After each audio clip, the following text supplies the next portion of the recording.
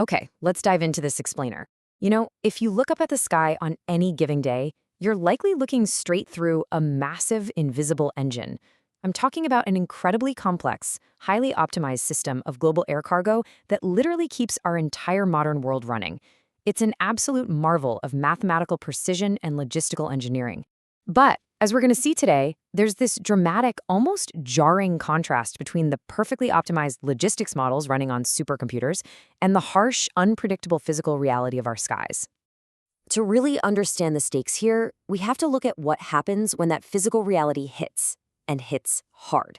On March 11th, 2026, the industry received a stark disruption alert. It read, Qatar Airways Cargo's scheduled flight operations remain temporarily suspended due to the closure of Qatari airspace. Now, take a second to think about the weight of that sentence. Qatar Airways Cargo is a massive pillar of global trade. So this wasn't just some minor delay. This was an immediate structural halt dictated by forces completely beyond the control of any algorithm. This situation brilliantly illustrates a staggering contrast. On one hand, we have normal operations. This is what we all expect, right? Seamless digital tracking, continuous new shipment bookings, and full unhindered global reach. But then, boom, look at the reality of an airspace closure. Instantly, flights are suspended. Temporary restrictions are slammed down on new bookings and acceptances. Airlines are left scrambling to reroute the limited freighter aircraft that just happened to not be flying through the impacted hub, which in this case was Doha. That perfect flow, completely shattered. Which brings us to the core mystery we're unraveling in our explainer today.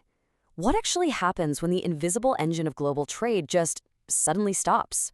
To truly grasp the magnitude of a closed airspace, we have to zoom out from this specific Qatar crisis and look at the macro scale of the incredible global trade network that relies on these planes. Section 1. Air cargo and global trade. Now, what's really interesting about this slide is how it establishes exactly how this invisible engine connects the physical disruptions in the sky to the broader economic system we all live in. It's so easy to take all this for granted when our packages just magically show up at our doors, right? But as researcher Kate Karachi pointed out in 2025, air cargo acts as the absolute nexus of international trade. It's not just about moving boxes, it is an essential lifeline. Take a look at the second point. Research by Wen highlights how entire high-technology industries, like Taiwan's, are completely dependent on the speed and reliability of this air cargo lifeline just to function. But as Fook and colleagues note, it's also heavily dependent on specialized and, frankly, vulnerable aviation transport infrastructure. And to even wrap our heads around it, experts like El Dre show that we have to track it using incredibly complex global air freight flow data. Section 2. The math of moving freight. Let's speed things up a bit because the technological innovation keeping this massive network moving is happening at lightning speed. We're going to dive right into the incredible mathematics behind intercontinental routing. Listen to this concept from researchers Malikdar and Shirazadi in 2025. Fuzzy location and allocation hub network design. Okay, I know it sounds like incredibly dense academic jargon, but let's demystify it because it's actually a fascinating concept. This is the advanced math used to figure out exactly where to physically place cargo hubs when the real world, the weather, the politics, shifting demand, is completely fuzzy or unpredictable. It's literally math designed to expect chaos. And the math goes even further once those hubs are actually built. Consider inventory transshipment modeling. Researchers Zhu, Yu, and Dresner show us that maximizing revenue for an airline isn't just about loading up a plane and flying it from point A to point B. It's more like a giant game of 3D chess. It's a mathematical strategy that intelligently models exactly how cargo should be shifted and transferred across different locations in a vast network to make the entire system as profitable and efficient as possible.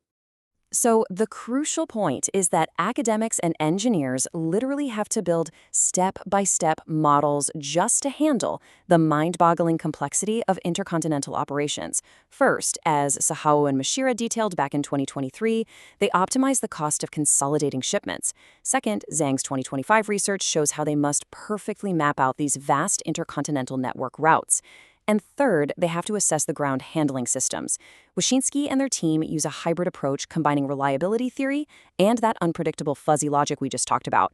Step by rigorous step, they're mathematically optimizing the whole supply chain. Section 3. The digital cargo revolution. The optimization we just looked at, that was really only the beginning. We're now shifting focus to the absolute bleeding edge of supply chain digitalization and how the industry is desperately trying to future-proof itself. Let's move to and see how this builds over just a few short years.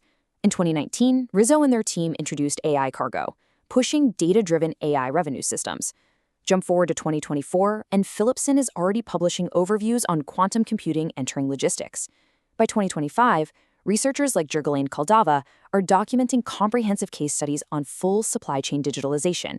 And then, crucially, by 2026, Petic notes a heightened, intense focus strictly on risk management. So the technology gets smarter, but the awareness of risk, it gets much, much sharper. Today, that bleeding edge looks like artificial intelligence being used by Garg, Shukla, and Wormer for high-stakes time series forecasting, literally trying to predict industry demand before it even happens. Then we have quantum computing, which Philipson notes offers unprecedented optimization for supply chain management. These cutting-edge innovations are attempting to absolutely perfect global logistics. But, as Setiatti noted in their 2025 Logistica Journal piece, there are massive ongoing innovations, yes, for sure, but also continuous, unrelenting challenges in the field. Which brings us to a rather sobering reality. All the quantum computing and AI forecasting in the world is completely useless if a plane physically cannot fly. So, how do airlines actually manage these high-stakes and unpredictable risks when the math just fails them? Section 4. Navigating High-Stakes Risks. Let's bring this all the way back down from the quantum realm to the physical grounding, back to the very real airspace closure we discussed at the start of this explainer. When an unpredictable disruption occurs, like the Qatari airspace closure in March 2026, airlines immediately fall back on rigorous physical risk management protocols. Take the steps Qatar Airways Cargo had to implement. They must halt and await safe, full reopening signals from civil aviation authorities, because safety dictates absolutely everything. They can only operate limited freighters on routes that avoid the disruption entirely. They're forced to implement temporary restrictions on any new bookings just to stop the backlog from exploding. And finally, they direct panicked customers to track their rebook shipments on dedicated portals to maintain whatever transparency they can. It's a sudden, jarring shift from high-tech optimization to absolute crisis management.